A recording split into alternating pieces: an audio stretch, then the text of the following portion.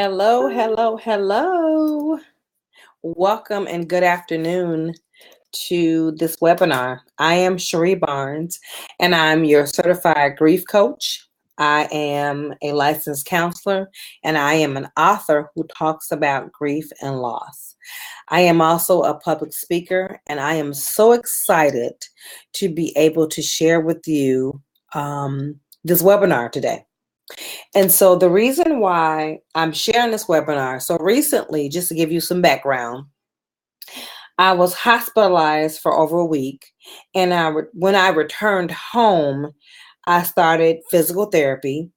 And armed with the diagnosis that I was armed with, I realized as I was going through my hospital paperwork that I needed to change my emergency contacts, because my emergency contacts was the contact information of my beloved. And so if you know anything about me, I am a certified grief coach. I am an author who writes about grief topics, and I currently have 4 books on the market at Amazon. And so grief and loss and trying to help people heal, to help people get to a better place, that is my thing. Because when I started my first book, 12 Lessons of Healing Through Grief, I didn't have anyone to help me walk through that process.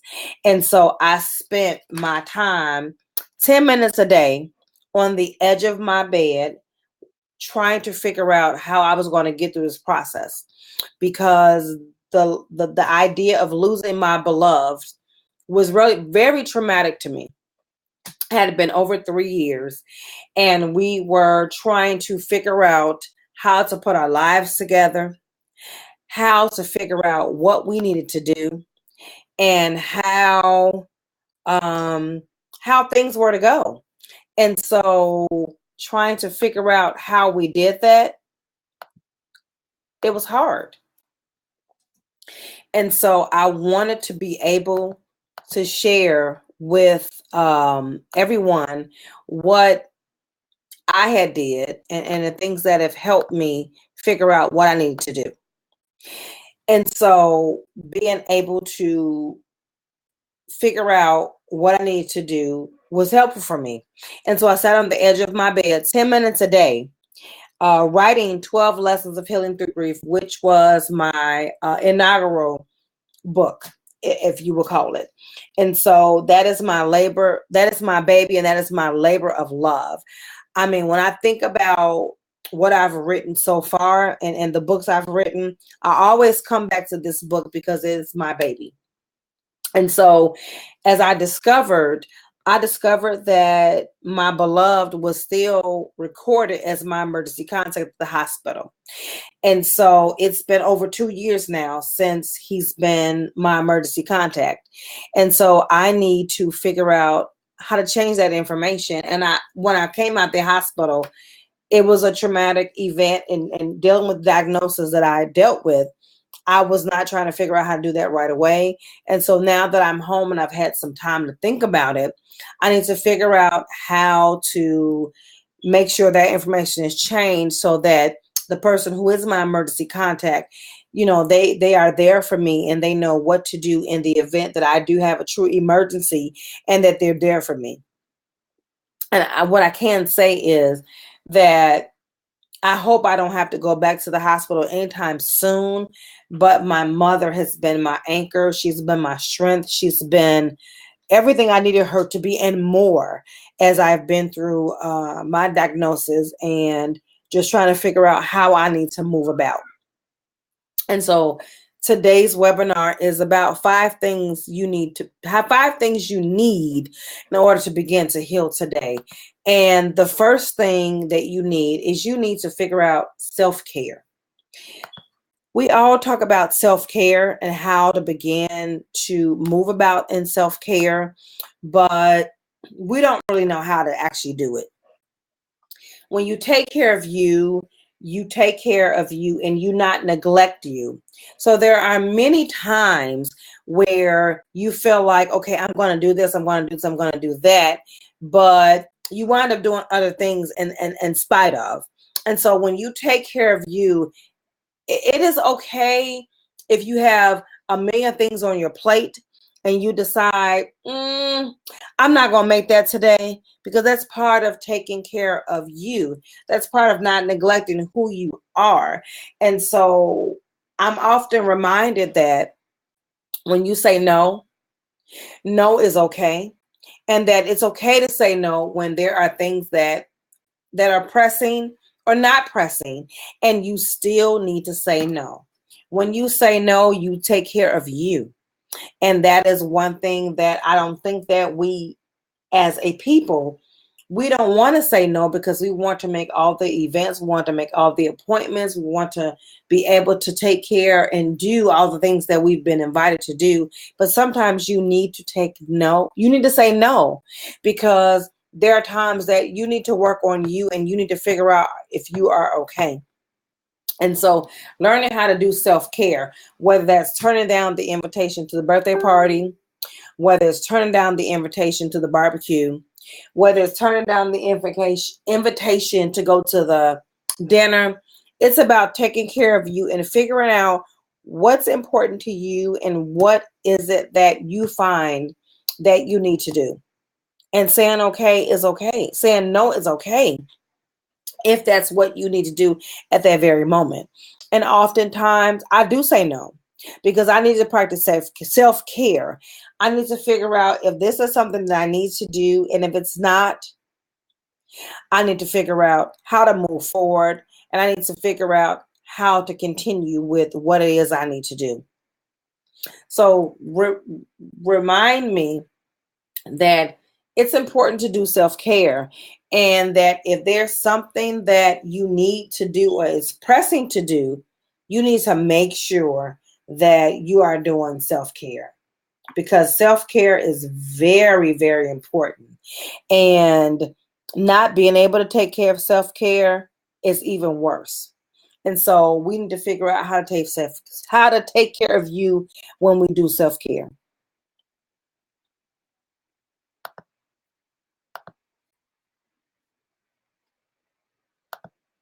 Because it's very, very important. Okay, I'm trying to go to my next slide. And so like I'm finding out that technology, it has its own thing. And so I'm trying to figure out how to go to my next screen so that I can share with you the next thing on my list. Okay, and it doesn't seem like I'm going to be able to go to my next slide. I'm not sure why I can't go to my next slide. But the next thing is find a hobby. So what is it that you like to do? What do you enjoy? What is it that you can give up? What is it that you've given up and that you've decided that I want to pick this up again? Oftentimes we find things in our lives that we want to do and that we haven't done in such quite a while. And so how I wrote my book, 12 Lessons of Healing Through Grief, what I did was I sat on the edge of the bed for 10 minutes a day. And I'm not going to lie, those 10 minutes were probably the hardest 10 minutes that I ever had to do. But I did it, and I sat there and I cried through it. But I remember journaling, which is one of my points I'm going to get to later. Journaling was one of the things that I love to do when I was in high school. And so let me give you a background about when I was in high school. So in high school, I was in band, I was in dance, I was in student council. I loved high school activities. And so in terms of being in extracurricular activities, I did it all. Those were the three most prominent things that I did in high school, which took up most of my time. And so in the evenings, on the weekends, I would journal, because I would journal about what my life was like, how I was as a high school student, my dreams and my goals and my aspirations. And so one of my aspirations early on, probably in my junior year, I decided I wanted to go to Southern Illinois University in Carbondale. I don't know why I picked that school, but from what I can remember now, the school was far away from home. And so I wanted to be an adult, and I wanted to be able to go far away from home and still be able to take care of myself. And so I figured if I can go far away from home, I can do it. But what I found out in my senior year was that their education department was uh, was wonderful. They were second to none. And so my original major in college was early childhood education. And so I wanted to be a teacher. I wound up becoming a teacher, and I taught. My specialization was K through third grade. And so when I first got out of college, I taught reading. And so my reading specialization was K through third grade. And I absolutely loved it. But where I was at the time, it was not conducive to me being able to manifest the dreams and goals that I wanted. And so I switched careers, and I became a domestic violence advocate in domestic violence court. But I've never got away from teaching.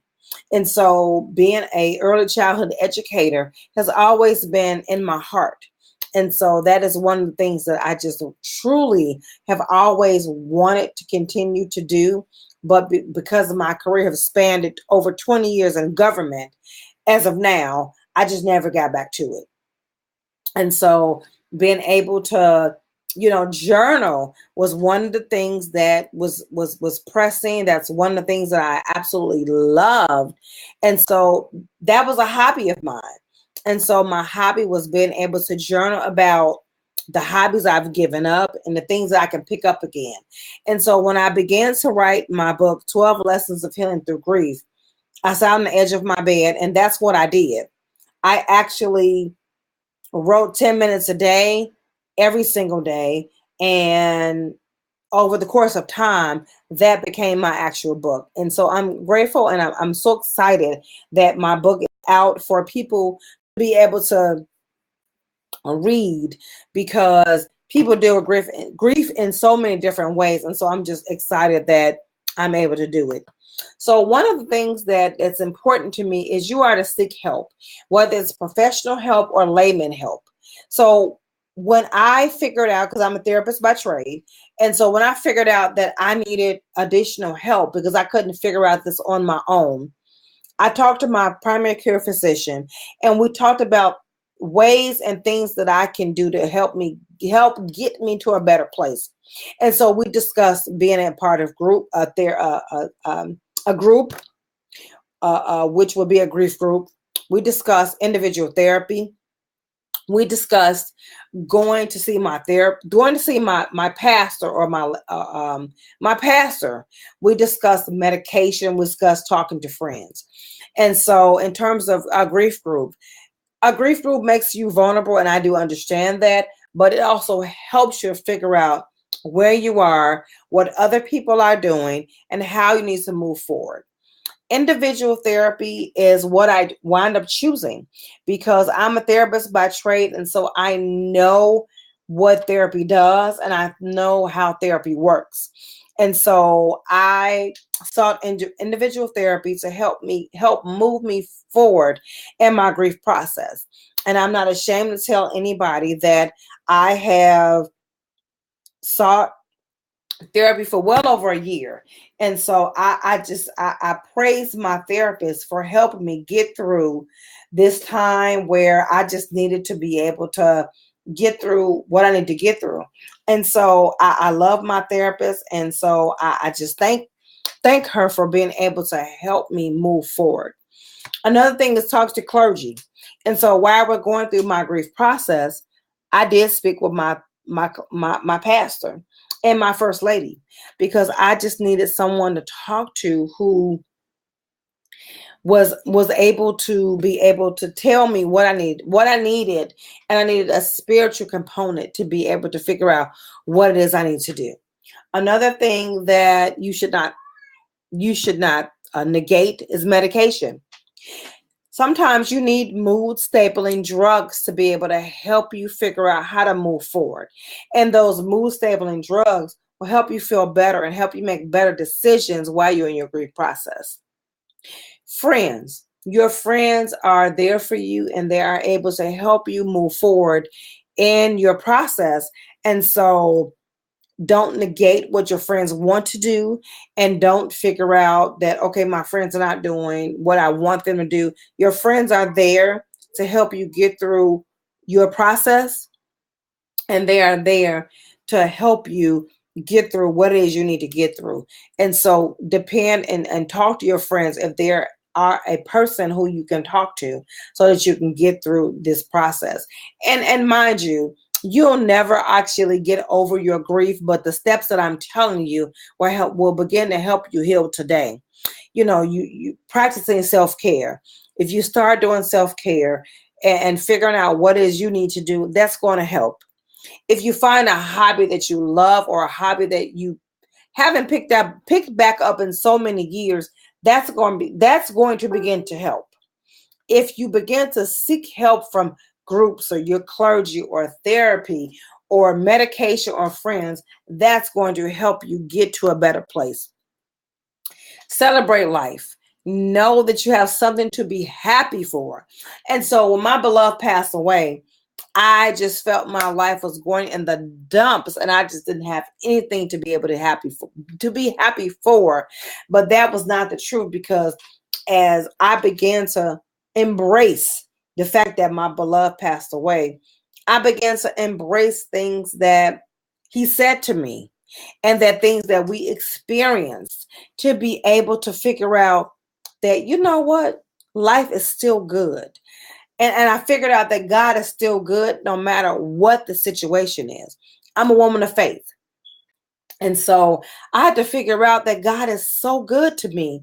Even when I experienced the most trying things in my life, he is still good to me. And so I need to figure out that I need to still celebrate life, whether my beloved was here or not. And so I just needed to figure out that it was still good. The next thing was journaling. And I talked about it earlier, that journaling became a thing for me in order to do, so that I can begin to write my story, and that I can begin to tell others what I see and hear. My journal entries actually became my first book. And so I'm so grateful that my first book is my baby. It is my signature talk. It is my signature thing about what it is I need to do and how I begin to move through the lessons of grief. Because mind you, this book was written a year after my beloved had passed away. And so I began to work on this. And so the lessons that I began to use were celebrating life. That, when a loved one passed away, it really is hard, and it is true. But that in the experiences that I've experienced when I've lost a loved one, I need to be prepared to answer the question, how did I go on with this person, and how do I go on without them? And so that begins to help me celebrate life. The next thing is, thank God for the blessings. We receive blessings from God and blessings from the Lord. And so me being able to have him in my life, and the things that I was able to learn, that was surely a blessing. I thank God for that. And so I'm thankful and I'm grateful for the lessons that I've learned. But in the process, it's moved me from writing this first book. I wrote Conversations with God, the devotional.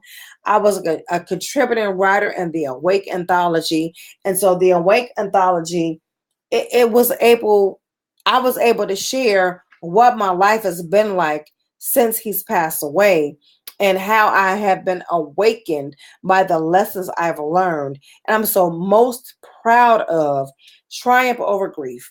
That is the anthology that I put together with 4 wonderful women who have triumphed over other types of grief. And so they began to figure out what their grief was, and they have begun to Triumph Over Grief. The stories from Triumph Over Grief anthology, oh my God, they are so amazing. And so I just began to reread those stories actually this month. And I was truly in tears because the strength of the women, Michelle McKinney, Val Kemp Davis, Irene McRae, Michelle McKinney, and Janice Taylor, the strength that those women have endured. I am so excited and I'm just so grateful because they have been able to share their signs, their symbols of grief and move forward. And so my thing is, if you need additional private grief coaching, you can contact me at www.calendly.com/Shree Barnes. And you can set an appointment on my calendar so it begin to work with your grief. You can text me at 312-620-6102 so that we can set an appointment so that you can begin to work on the areas of your grief that we need to move forward from, because the whole thing is you can triumph from your grief. If you want to look me up on Psychology Today, you can, and it's psychologytoday.com, profile 466799. And if you want to pick up any of my books that's on Amazon, and that is the 4 books I've written so far in order to help people triumph over grief, it is www.amazon.com/author/Shree Barnes. One thing that is coming up in the future, I am working to form a non-for-profit, and I'm working on it now, and I really want to get it off the ground so that I can provide grief services to people in the community who want to be able to be healed from grief, trauma, and loss. And so please look out for my announcement of being able to form and able to help other people in the community with grief services. And so I want to be able to provide grief coaching, grief counseling, and just whatever it is that people need so that they can move forward in this life. And so I'm so excited about what it is that I have to offer. And so you can reach me at 312-620-6102, or you can schedule a call if you want private grief coaching at www.calendly.com in order to sit with me one-on-one so we can begin to talk about what it is that you need to do so that you can move forward in your grief journey. And so I'm going to repeat that. It's 312-620-6102. And it's www.calendly.com/Sheree, CHERIE If you're on Psychology Today, or if you're looking for a certified grief coach, it's important that you have a certified grief coach who can deal and who can work with your grief. I can be reached at www.psychologytoday/profile.466799. And if you want to pick up any of my books dealing with grief, it is www.amazon.com/author.Shree Barnes. And if you want to check out any of my books or of my digital projects that I've done to help you deal with grief, it's www.payhip.com/Shree Barnes. This is Labor Day weekend. And so this is a time where we would be with family and friends. Look out for the discount code where you'll be able to get a percentage off anything in my store starting Sunday, which is tomorrow. So look out for that discount code to be able to download my digital projects so that you will be able to have some help in dealing with your grief.